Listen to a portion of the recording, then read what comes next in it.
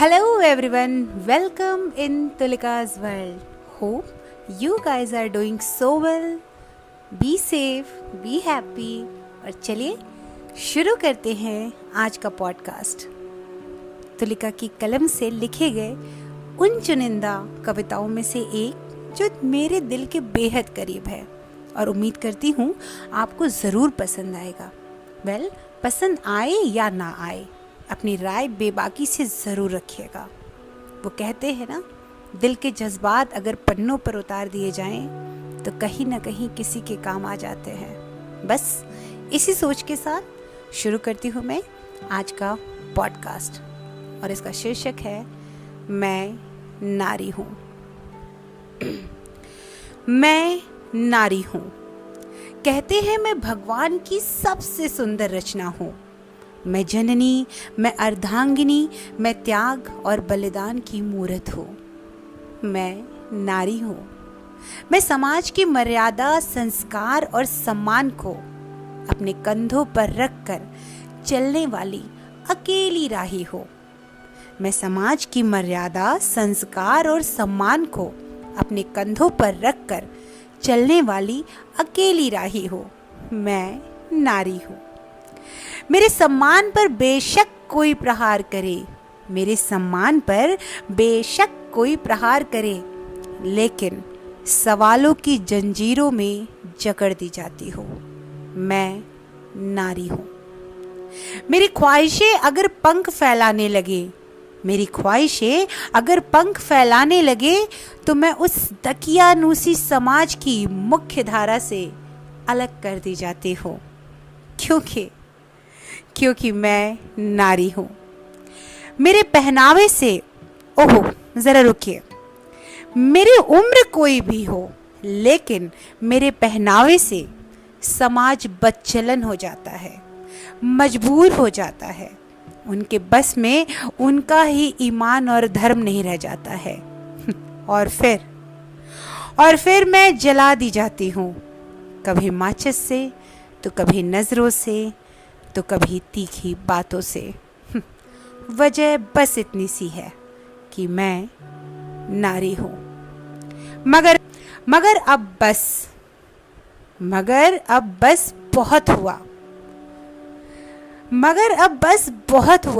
मैं जलने को तैयार हूँ तुम्हारी हर खुशी के लिए, लेकिन तुम्हें भी वो सम्मान देना होगा।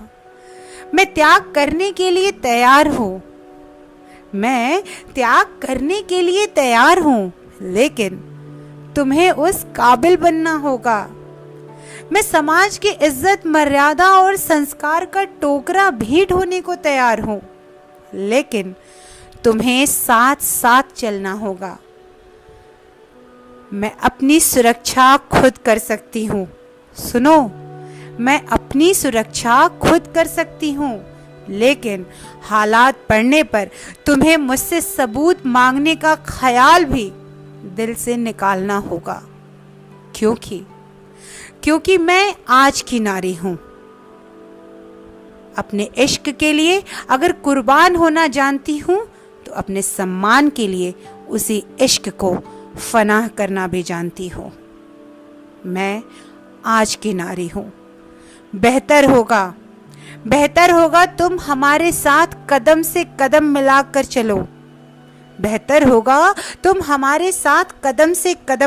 चलो। क्योंकि जिस आग में मैं सदियों से जल रही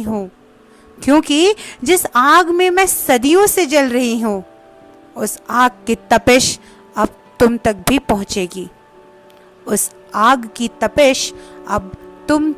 पहुँचेगी, क्योंकि मैं आज की नारी हूँ।